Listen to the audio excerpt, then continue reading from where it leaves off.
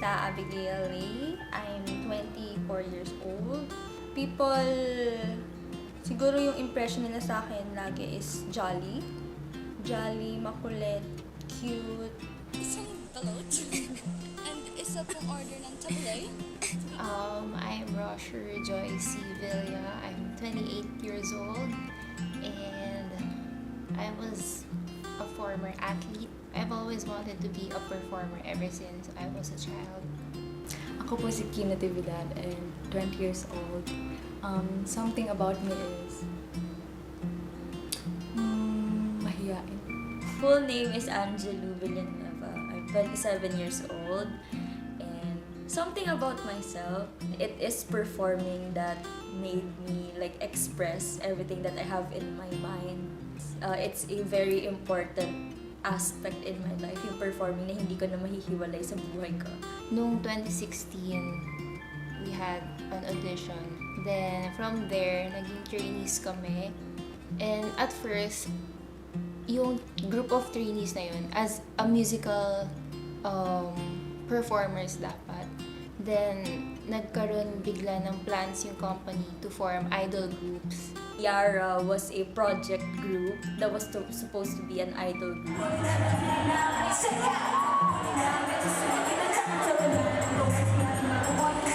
I was one of the original members kasi parang Kim and Krista was added later on. Nag-join ako ng Korean talent show. After ko doon, may nag-message sa akin sa Facebook asking if gusto ko daw mag-private audition sa isang company. Doon ko na-meet sila, Kim, Jalu, and Rosher. Siguro una yung nafe-feel ko nun is talagang ano lang ako, sabay lang ako sa agos ng mga kasama ko. Kung sa color, siguro ganito.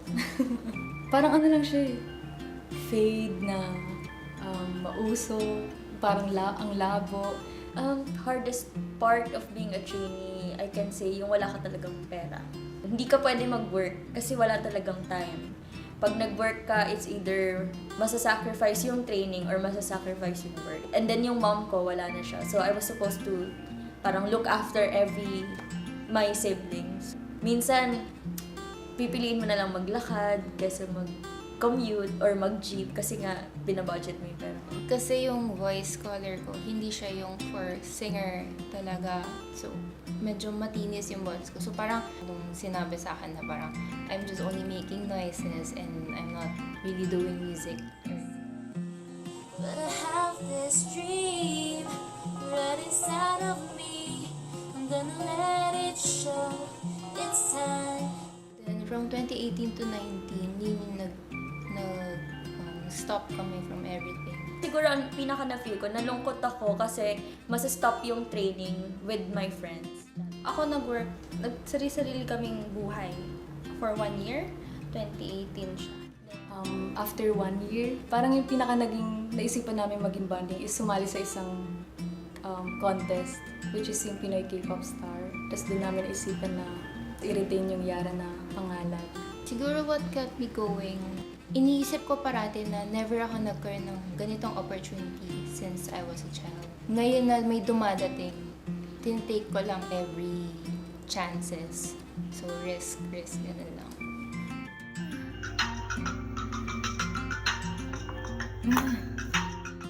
From the title itself, Ada, apat dapat.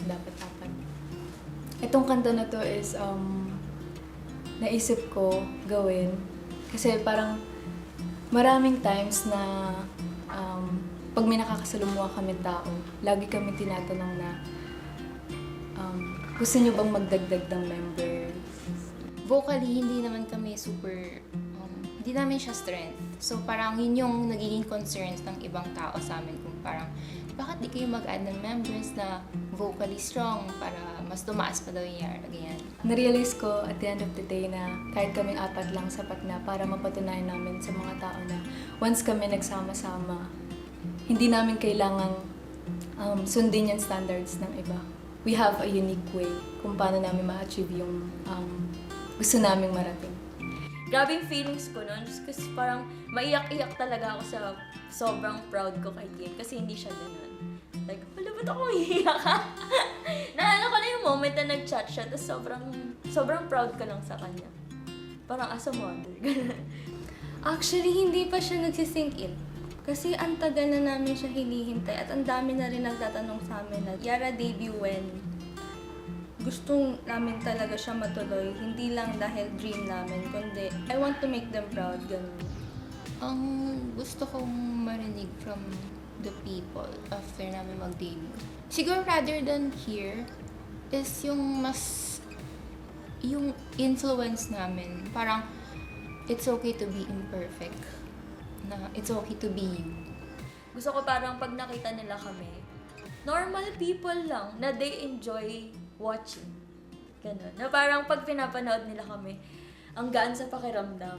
Gusto kong makita nila yung pagiging authentic namin. Yung hindi kami nagpe-play safe, basta true kami sa sarili namin. Gusto ko lang na matouch sila sa song talaga. They'll feel comfort or parang they will feel empowered sa song, sa lyrics, along with our story. And syempre, ma-inspire din sila to do something na hina-hold back nila.